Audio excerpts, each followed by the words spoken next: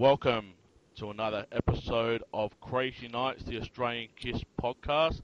I'm one of your Crazy Nights co-hosts, Jamie McNichol, and joining me as always to my left or right, whatever way you want to put it, is David Fowler. How you going, David? Yeah, good, thanks, Jamie. How's your day been? Yeah, it's been good. We're just recording this after our last episode that we just done about the Kiss Expos of Tommy Thayer's predicting a deluxe edition, and I have to admit, I love stirring the crap out of you, David, on that episode. I've been listening to it. Yeah, well, but it was all good. And I still believe that they should re-record Hotter Than Hell, but well. And you wanted to change the name. You wanted to replace Tommy. I never said change the name. So yeah, I'm just stirring you again. But no, yeah, guys, go and check that out if you haven't already done so.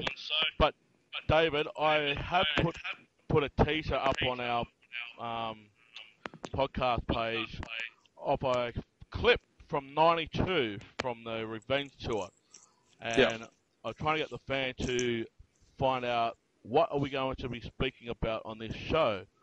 Well, just about a couple of hours after that, I put a photo up, and it's one of the dancers from that show, and we have her on this podcast all the way from the USFA. It's Rachel. How you going, Rachel? I'm fine. How are you guys? We're going awesome. And I have to admit, David and I are on our best behaviour, so any fans out there that are going to be listening to this show, do not ask us questions that we cannot keep. Okay?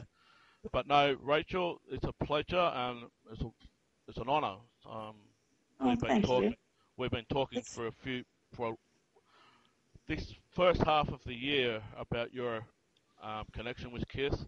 You're also great friends with Steve Cornell, or you're in contact with Steve Cornell as we speak, and we want to capture not just the moment for you.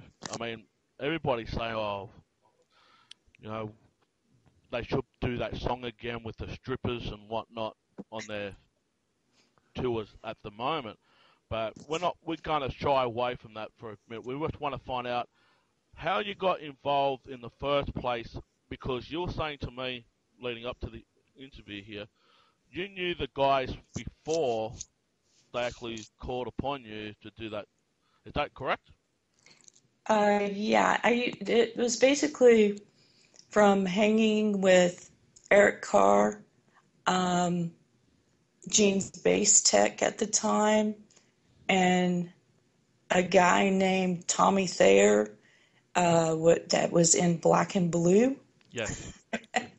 And just from hanging around, I've done a lot of things, from actually mixing Gene's blood to being asked, hey, come on, this will make, the show better.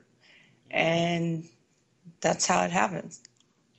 So that would have been around the Hot in the Shade era, when you saw Tommy Thayer and Eric Carr, or you knew them around the Hot in the Shade, Crazy Nights, Hot in the Shade? Yeah, Hot in the Shade, Crazy Nights, up into the reunion tour. I mean, all those tours. I don't have my backstage passes from all of them, because I would just get, put them on my jeans and just dump my jeans in the wash. I didn't know Kiss would be around for 40 years. Yeah. It's amazing to me. It is. I mean, just looking back at history, it just feels like another lifetime has just gone by. I mean, who would have thought 20-odd years ago Hot in the Shade was out? And now here we are, the back in makeup and doing Monster. Exactly. I marvel at Gene's energy still. He's 64. He wears over 40 pounds of costume. And Paul, with his issues, the physicality of the show, they still give it their arm around the ship. Come on. Yeah. They're old, Yeah. I'm old. Well, I'm a young and David's an old one, so. Hey. But hey, no. I'm respecting my elders here. I'm respecting my elders. It's all good. But I have to say this: how I got into Kiss in '95 was that performance of that particular song from Revenge called "Take It Off." Mm-hmm.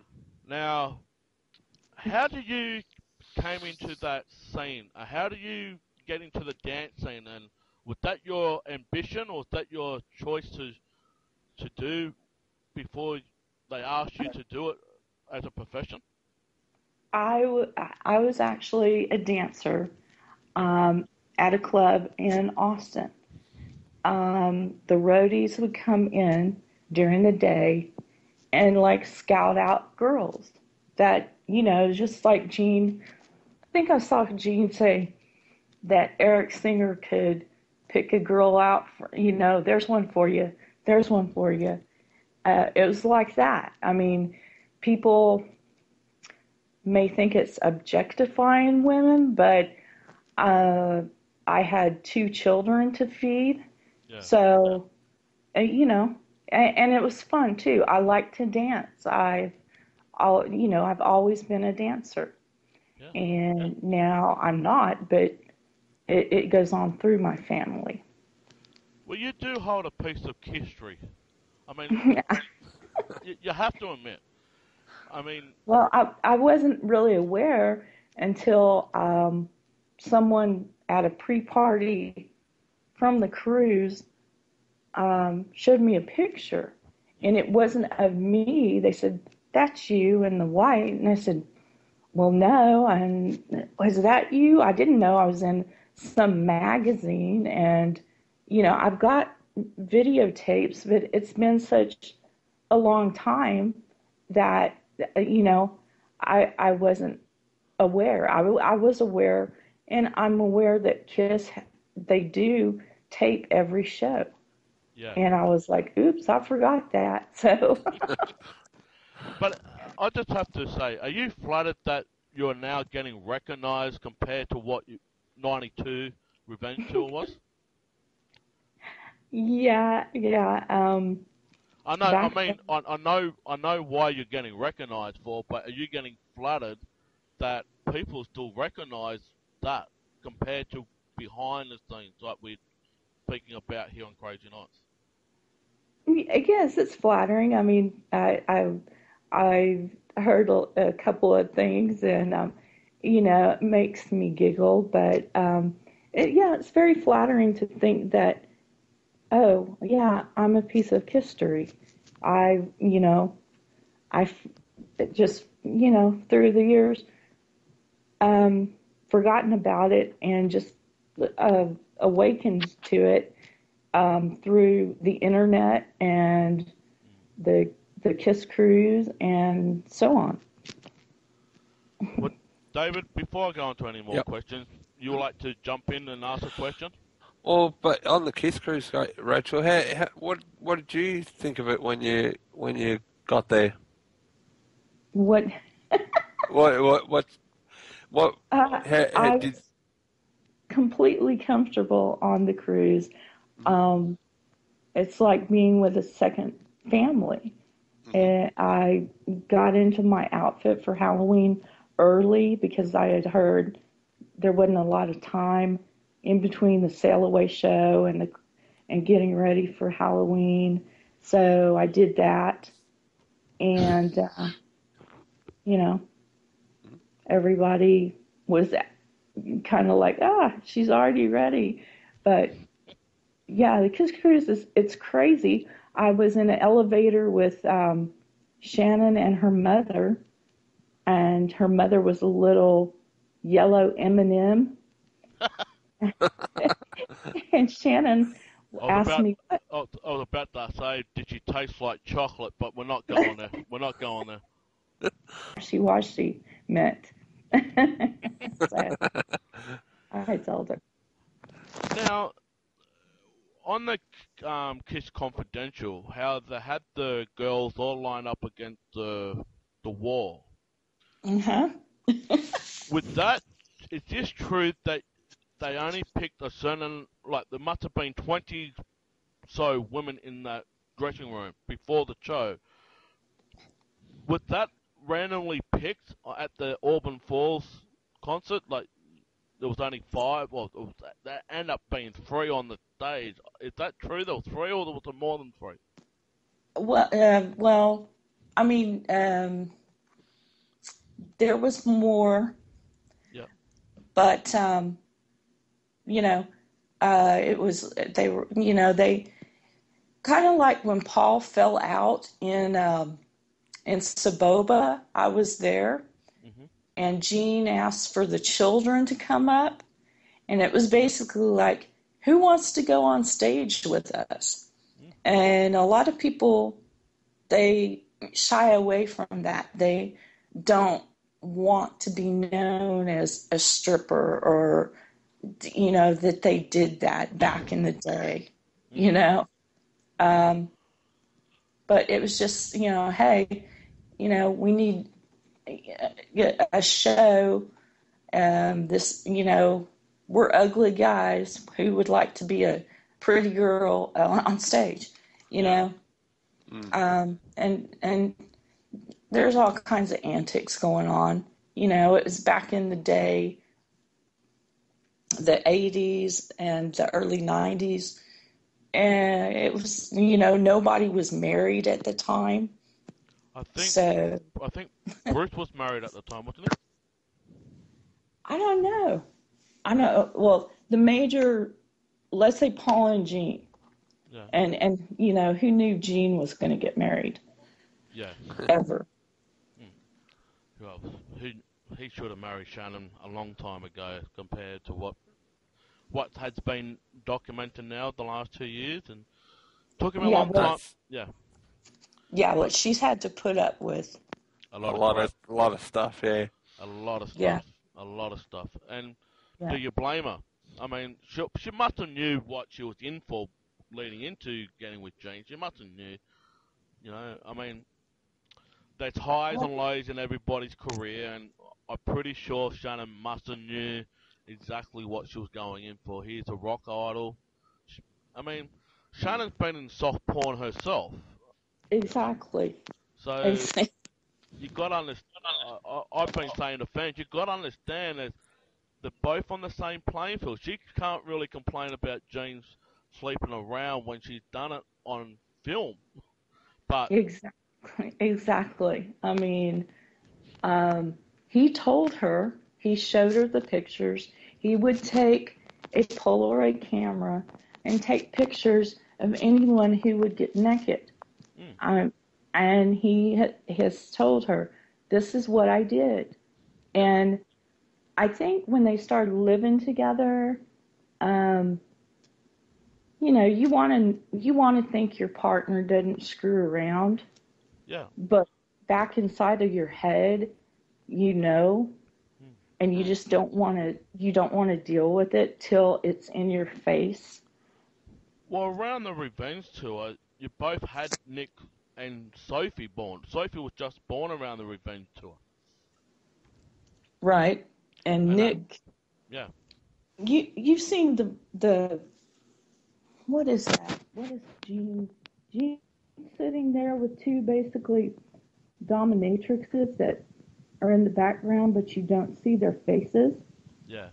Then he shows Nick's "I'm his daddy" or something, or Gene Simmons is my daddy T-shirt. Yeah, I've seen that one. Um, he's a rock star. What do you expect? You were a Playboy, Playgirl, Playmate, whatever. Yeah. Playboy bunny, What do you expect? I mean, it's just, they're two of a kind. They're fit for each other. Don't want to know that information. And then when you see it, jealousy hits. I mean, jealous rage almost, probably. So. Well, I want to talk about that performance now at Detroit. I believe there was a different law compared to the other states on that tour in America. Some were allowed to strip fully, some were allowed to go topless, but you girls on that stage, you didn't do that. Was that due to the law of the state in '92?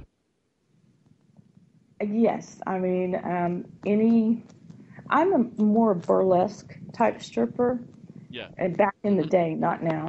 No. To where you would wear layers, and things like that. That we did that too, and also, I mean, to get a video to the masses, you can't.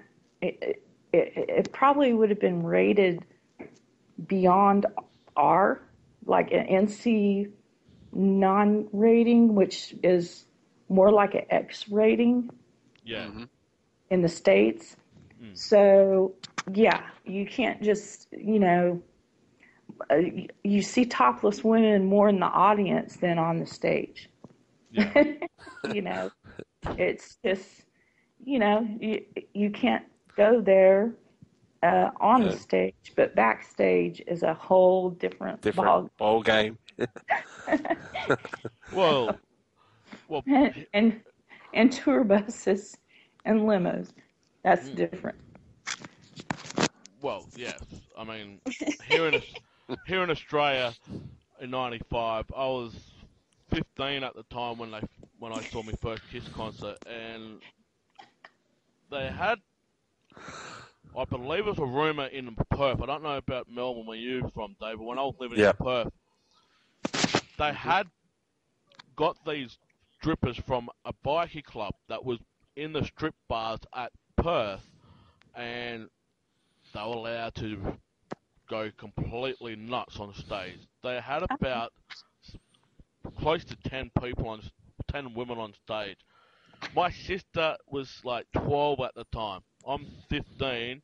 My mum take me to my first concert, said, Jamie, sit down. But mum, they got no clothes on. But mum, they got no clothes on. And I gotta say, 95 got me hooked. And you can say, yes, the strippers did some of it, but when they came out of the Leon mouth, and they walked out of the mouth of the Finks and the lasers and that, I was hooked. But top it off, yeah, I saw my first naked woman on stage with my mum and my sister at the age of 15. I know in Melbourne they got the girls from the dancers from Bar 20. Most I think were the ones they used on stage here, but they went a little bit further than obviously what they did on Confidential and what Rachel did. Yeah, I can't remember how many they ended up using. I have to look back at the footage. I believe Gene got a little bit friendly. Gene and Paul, and especially Eric, got a little bit friendly on that tour too. I have. Especially at Perth. Eric Singer, or what? Eric Metzinger or Eric Carr? Eric Singer. Eric Singer. Yeah. Eric Singer was on that, and he seems to disappear sometimes in Australia. Like he just goes off and almost didn't make it back on stage sometimes.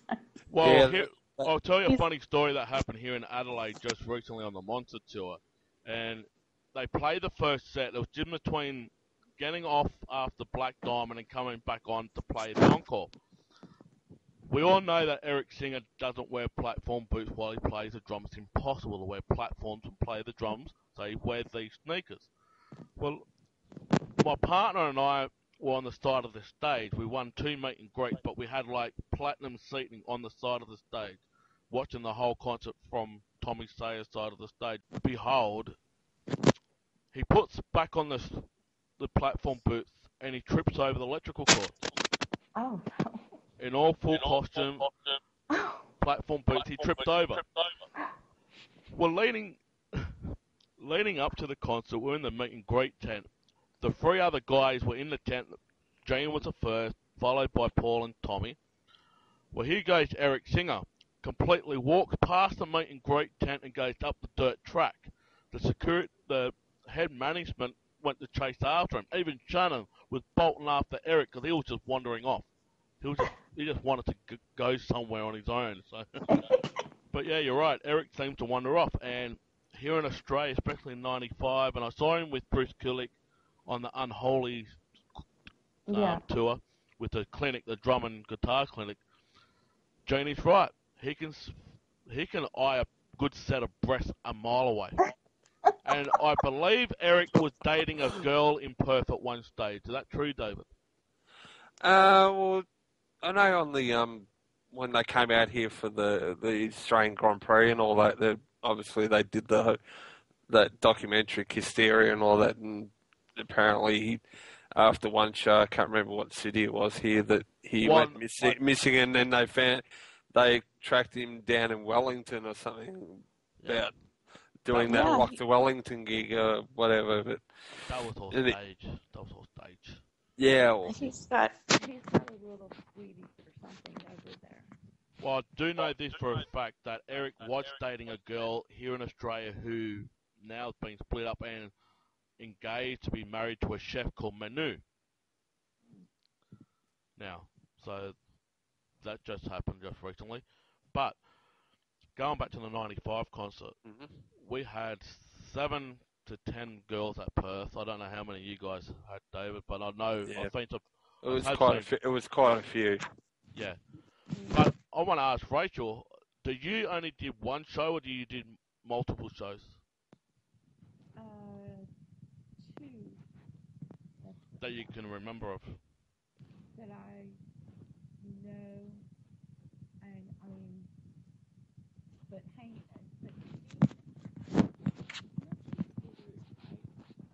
You there, Rachel? You're going a bit quiet there. Hello? Hello?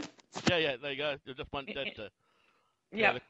The question again was, do you did multiple shows or just one show on the Revenge? Two of them. 2. So the both nights at Auburn, was it? I'm sorry? The both nights at Auburn? At Detroit? Detroit. Yeah. Yeah. So. I mean, you guys had 2 shows at Melbourne too, Dave. We only have one. No, yeah, two shows outside on the Kiss My Ass Down Under tour, yeah, plus the convention as well, so kind of 3, but yeah, 2 actually live performances at arena shows. Well, I'm going to put an open question for the whole 3 of us here. Yep. And I want Rachel's opinion and your opinion, Dave, and I'll put mine at the end. Do you like to see Take It Off back in the set list? Yeah, but I don't know whether they do it actually now. I mean, that was back then. It's now. I don't know whether let's just say the wives would allow it. Yeah, that would be a non-allowed song. Yeah, I call it Yoko. It's a Yoko Ono song. No. Yeah, it's due to the fact that Kiss has now become more family orientated now with Hello Kitty and all of that. With the Revenge, they were more aggressive. They basically came from the streets, basically in the black leather, having an attitude and all that. And do I miss it? Oh, you better believe I miss it. Not because of the dances and all that. I just miss the image that Kiss had in '92. I miss that. And I believe most of us have got a favourite moment, and that was one of my favourite moments of Kiss. It really is. The black leather, what really, I mean, Gene got me into, like, his jewelry. Even Paul, I'm into jewelry, real jewelry, costume jewelry. I miss that image of him, looking, the black leather, I've seen them in the 80s too, where they were more like glammed out. Yeah. And as Gene said, he looked more like So Phyllis Dillers. the, Yeah, the some. ugly cousin of Phyllis Diller, or the Yeah. F-E instead of the F-or. Yeah, Yeah. he's got buff on hairdo that goes way up here, and yeah. My mum calls me a buffhead now and again with my hair, and even David and my partner. And, yeah, I'm a buffhead, and I'm proud to be one. I mean, hey, I do Yep. it for the right reasons, David. I do it for the right reasons. Yeah. You know. Rachel, were you a massive Kiss fan as a young girl? Yes, I wrote on another Facebook page. I kind of wrote how I got into Kiss. I had a best friend in middle school. This was like 6th or 7th grade. And we lived in a little town. And I live in Texas. And we're in the Bible Belt. My family was Southern Baptist, very conservative. You only listen to like the Carpenters, Barry Manilow, he sang me a song one time. I love Barry Manilow. That's my secret pleasure. Hey Rachel, you and I got something in common. Barry Manilow was the very first performer I actually listened to on an LP when my dad played it for me. He actually, Barry, yeah, Manny. he is just like, he sang me a song. I mean, he just came down to like the 4th row, and I all write these the songs that makes the whole world sing. Yeah, that song. Yeah. yeah, he sang "Could It Be Magic" to me, which is just like, oh, because it uses one of my Christian names. Yeah.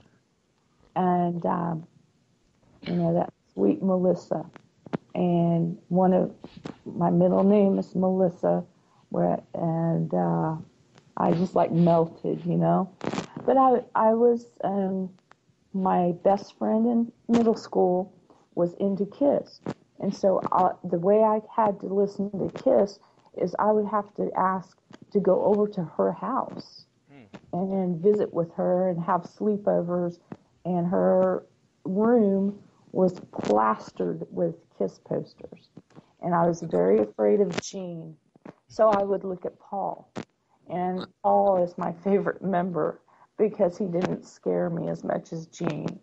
Yeah. And I actually got kicked out of my church for Baptists don't dance. And I was listening to music by Jews, and I was kicked out of my church. Oh, God. But it made me who I am. Kiss made me who I am. Yeah. They can kiss it for all I care. But it's weird. So how do you get into friendships with Steve Cornell? As people know, Steve Cornell was a high school buddy of Gene and also in a band with Gene and Paul. Right. And he had a band called Lover back in the day. I actually have a very big crush on Steve Cornell. I've always had it since he was in Wicked Lester. I would look at him instead of Gene and Paul. I mean, he was like my fantasy guy. And I would always wonder, what happened to Steve Cornell? I thought he'd be like a session musician, and he's an architect that lives in Connecticut. Yeah. But just through Facebook, I was like, I wonder if Steve Cornell is on Facebook. Because I actually, and he's like, you're kidding me, you're Josh, get out of here, And I think he got enough liquor into him one day or one evening, and he rang me up on the phone. And I had to hear your voice. I just can't believe you did this, And I'm like, yeah, I did it. And, you just I just had like this crush, I wonder whatever happened to this guy, And you just wonder about people, Well, David, So, you received a letter from Loretta Carr after Eric Carr's funeral, didn't you? I did, yes. Basically, at the time, I had a pen friend back when you actually wrote to people on letters, and she was telling me she was putting together this memorial she was going to give to Loretta after Eric's death, and so I basically got all the obituary notices from our paper, fans sort of, sending, their condolences and, grieving and all that to April. Her name was April. And about probably 3 to 4 months later, I received like this card. It was like a card thing in the mail. And it was on the front, it had from the family of Eric Carr, and this little note on the front of it. But then on the flip side of it, Loretta actually, said, addressed me and said, Eric had loved all his fans, and then signed it from Loretta. So I was kind of quite blown away from that, being a fan. It kind of made me tear up as well. That Eric dying, and it still does sort of affects me a bit. And that's a question I want to ask you, Rachel. How did it affect you once you heard about Eric Carr's death? Hello? Oh, yeah. It's gone dead. I'm here. Yeah. I'm wiping away tears. Yeah. I miss him. I think about him almost every day. He was just the most. How did it affect me? It still affects me to this day. Why someone so sweet, and meeting him changed my life. I was very stuck up. Gene and Paul were stuck up. They wouldn't talk to anybody during those the 80s. It was Eric. They put Eric. I mean, they didn't put him out and to talk to people. He just went out of his way to talk to people. He had empathy for people that I've never seen that in anyone other than myself. I met him and I wanted to be like him. And that's why I'm talking to you, because the person that met Eric Carr the first day would never talk to people. I was like stuck up. I thought I was just the hottest thing. And he just taught me, I had to remind him that he was a rock star. I kept telling him, why are you coming to my, he would come and do road laundry at my apartment. And I'm like, why do you do this? Why me? I've got a little crappy car. And he's like, I don't care, And he was genuinely a caring person. He signed all I had when I first met him was a ticket to the Kiss show, a piece of paper. And he signed the back. But over here, they give you like free food if you turn your ticket stub in that night, that like a free taco or free hamburger or something.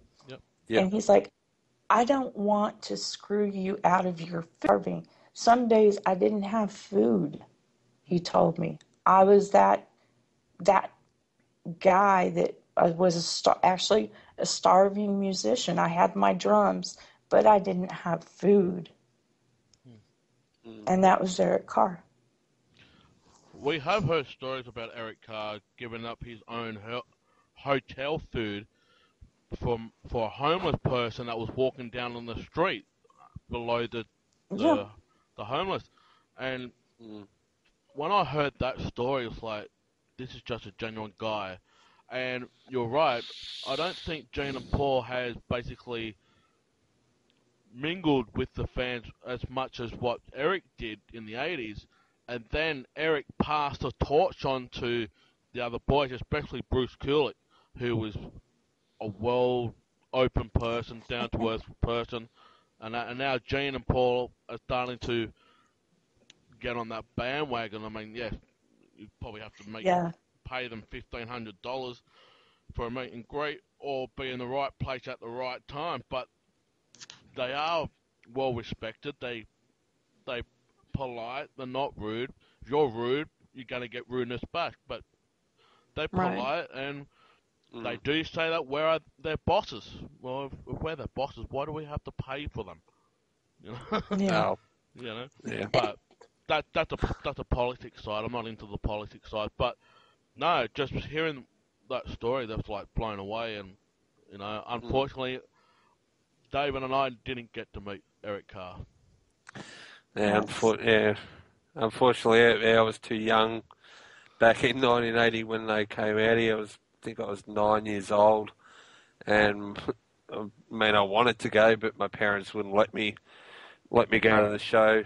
Even back when they came back here 15 years later, I was getting tickets for the show, and I met my neighbour at the bus stop, saying, "Oh." And I told her what I was doing, and they said, "Oh, I would have taken you with my sons." And I told my parents that, and they said, "Nah, still wouldn't let you go." Well, yeah, it was just sad that we didn't get to meet him, because Brand the Hot in the Shade time too, they were rumoured to be coming out here to do this concert, which Joe Cocker in excess. Joe Cocker in excess, but someone forgot to tell Kiss that they were coming, but. So that didn't happen. It would have been nice to meet Eric.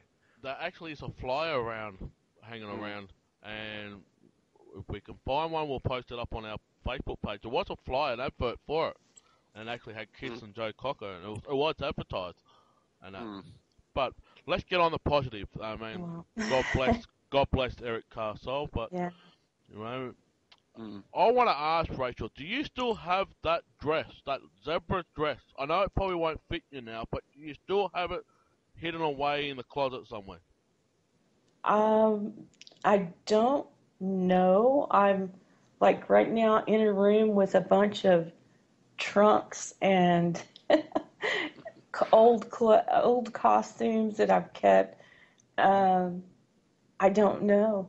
I would have to go through some stuff, and I know. The reason why I'm asking, maybe you can auction that off. I don't know. I don't think so. No. I've got. No, well, what I'm trying to say is, Kiss could probably do a Kiss museum with all the memorabilia and all the costumes and that, and that 92 Revenge Tour, bang, you'll have it there. You know, with just a photo of you in the background. You know, gosh. Who knows? It's a thought. Yeah. It's a thought. Yeah, I'd have to go through. I'm looking at these boxes, and I know I've got the first top that I met Gene Simmons in, but. I'm hearing a story that was a black top. Am I right? It was just complete black. A black top? Yeah. No, it wasn't black. No, I had a white top. It was like a white horse. There you go, David. She's a Collingwood supporter. Black and white. There you go. Yeah. She's a Collingwood supporter. There's one for me, none for the team here in Aussie rules. But no, it's all good. But no, I just thought, yeah, why not auction it off? You might do a meet and greet. Well, actually, have you actually met other Kiss fans on the street? Oh yeah, I mean I've. And that question always get asked. I know you. You're the one that danced on the pole. You know, not that type of pole. I don't get noticed on the street. I don't. I'm just I'm just here, but I get embarrassed? Do you ever get embarrassed? No. No, that's good. No. That's good. No. We're I not here. mean, I'm proud of what I've done, and I can tell my kids, hey, this is what I did, like it or not. They're old enough to understand Yeah. and comprehend it. So, I was you on know, stage with the hottest band in the world, but look what they made me do. no, look what they made me do. You know, I mean, how awesome would that be? I mean, I can't even get up on stage to wiggle my tongue out like Gene does, let alone do what you did. Well, I mean, I was used to doing it. You know, whether it was in a club or there. I Yeah. mean, I don't know how many thousands of people were there, and I never thought hundreds or maybe millions of Kiss fans would ever see it. Well, maybe You now you know, can write a book about it. That's another opportunity. That's another idea. They can write an God, autobiography. All these autobiographies are coming out now, so you may as well do one. I'm waiting for Paul's book to come out, and Yeah. I didn't buy Peter Chris's book because, Well, David, I want to say this. I want to just Yeah. go off a bit of topic here for a second. Mm-hmm. Did you see my wall yesterday about a status I put up about Ace and Peter not being involved in the new Oh, yeah. documentary movie? That one. Oh, Yep.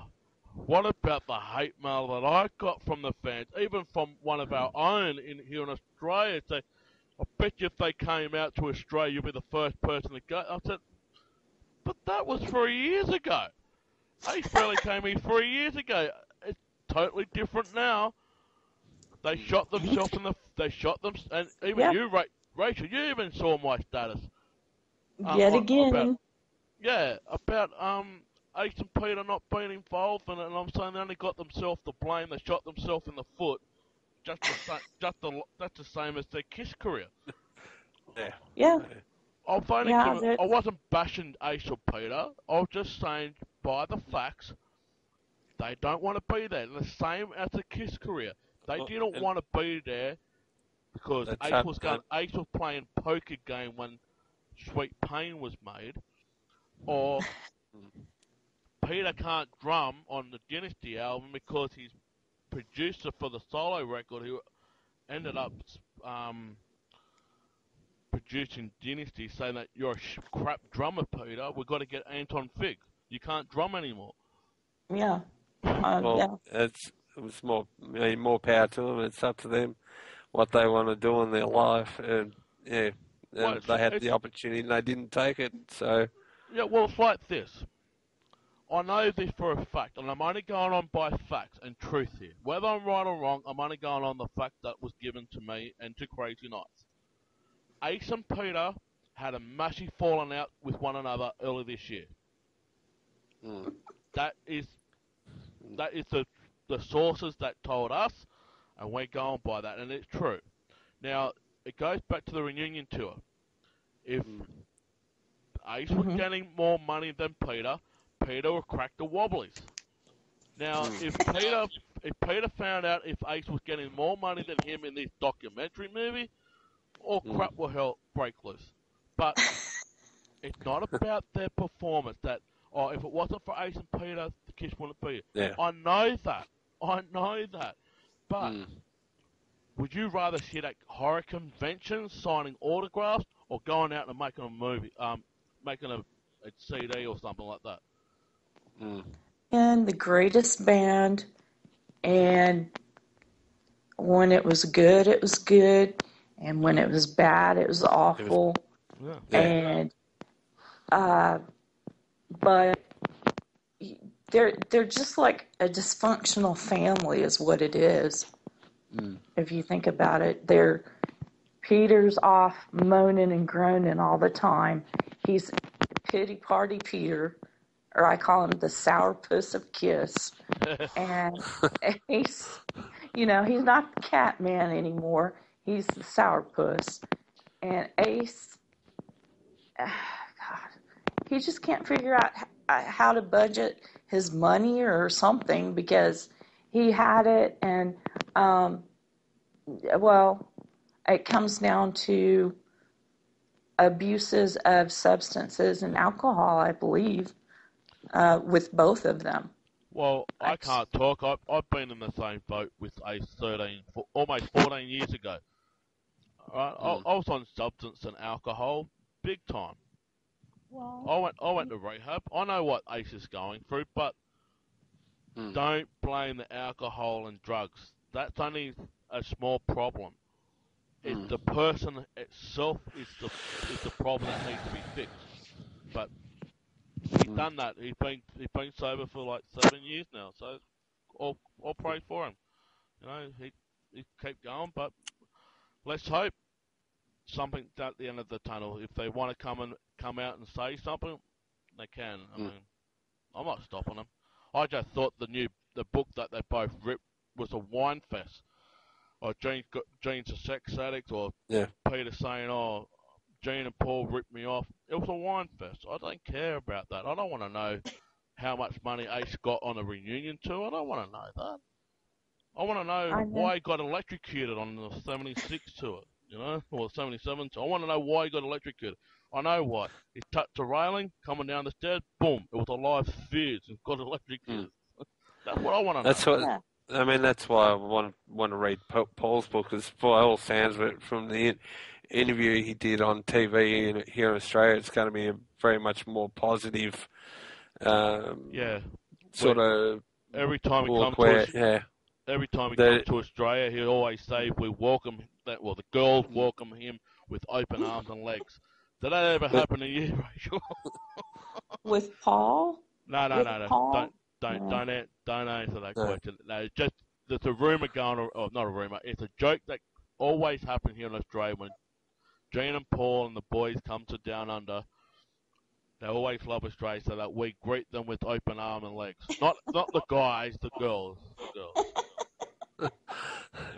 But it should be an interesting read. At least he said that he wants it, being so positive so that his kids can read it and all that as well, and at least see what it was like, but from a positive standpoint.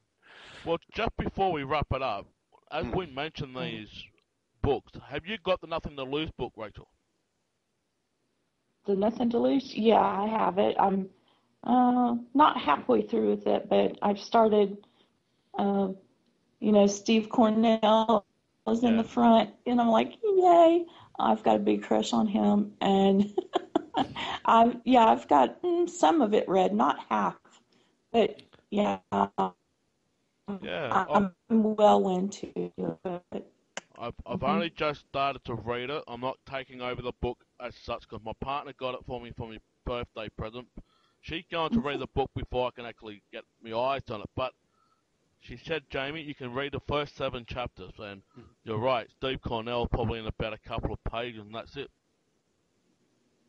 Yeah, well, he's in the front, and then there's quotes from him also kind of throughout the book, because he is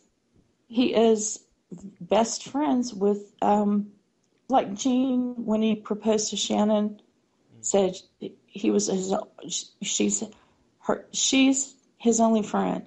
Yeah. Steve and Gene are very tight for 50 years. And I have nothing but admiration for Steve. At the one impersonating Steve Cornell. Seriously? Yes. Someone impersonating?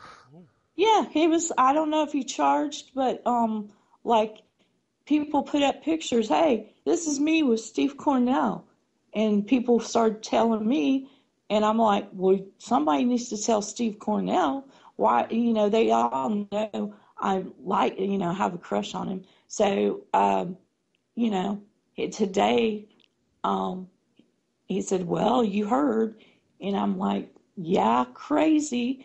And that's about all we've talked about it. But, Kiss fans can get nutty. And there was a guy impersonating Steve at the Kiss convention.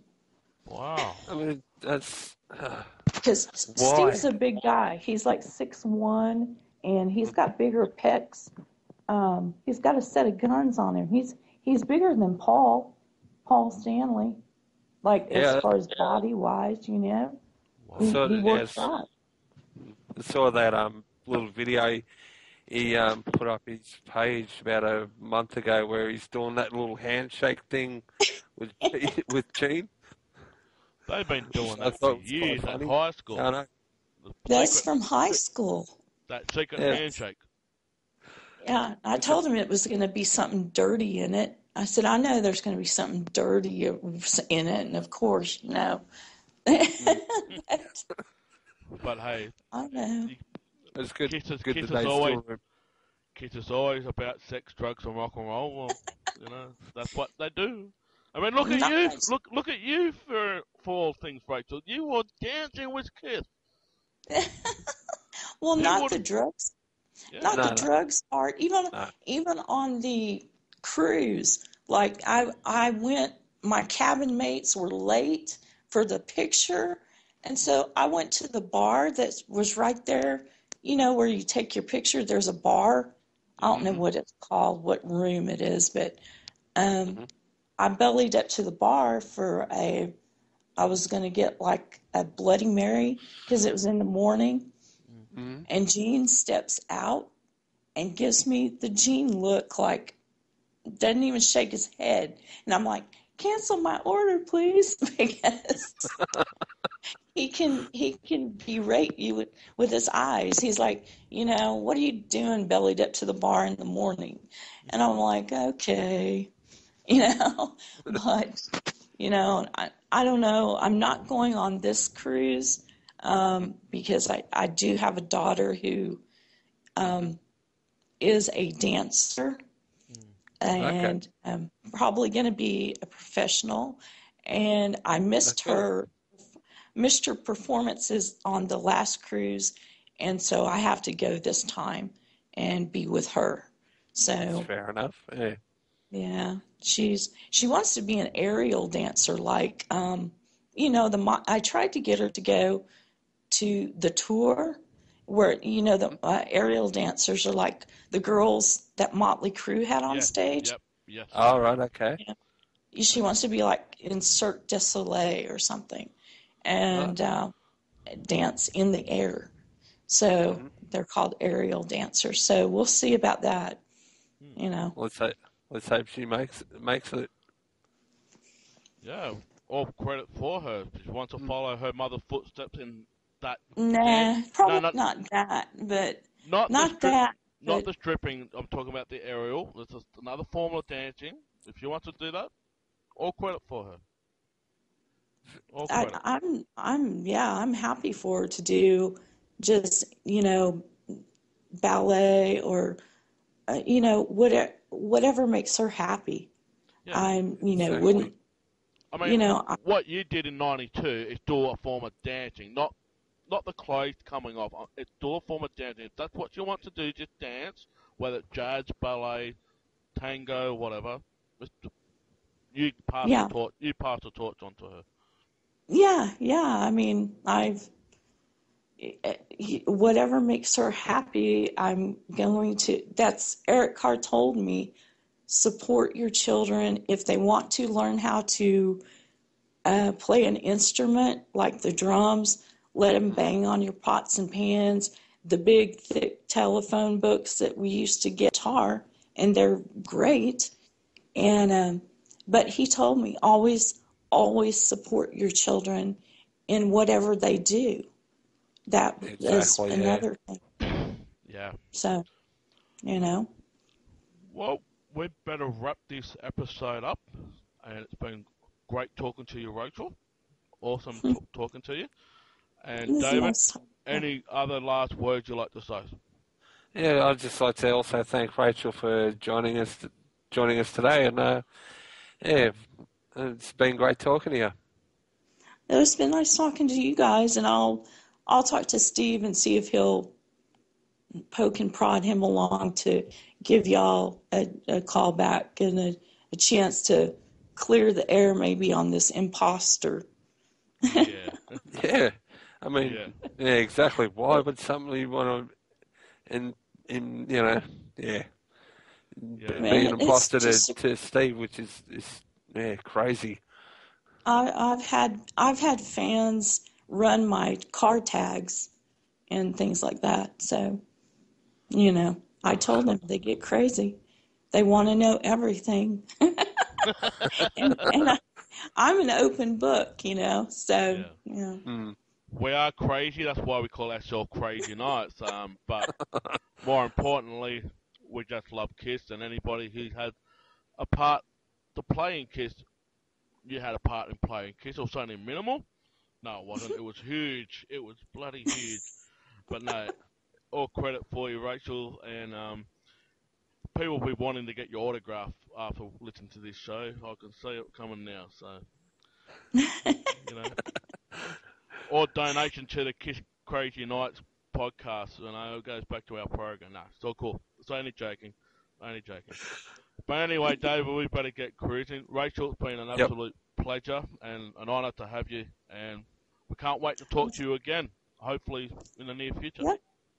Well, thanks. Yeah. Sounds Yep. cool.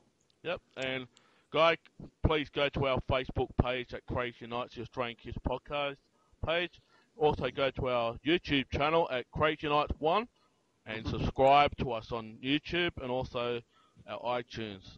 Subscribe us on iTunes at Crazy Nights on iTunes. Mm-hmm. We are going to put up all the other episodes up, and we've just been running flat out like a lizard drinking, David and I. We've just been going absolutely berserk. It's been crazy here. Absolutely crazy. But nah, all good. All right, guys, we'll catch you later. And David, I'll be joining you very shortly to talk some more things. So, Dave. Yep, for sure. All right, guys, catch you next week. See ya. See ya, Rachel. Bye-bye.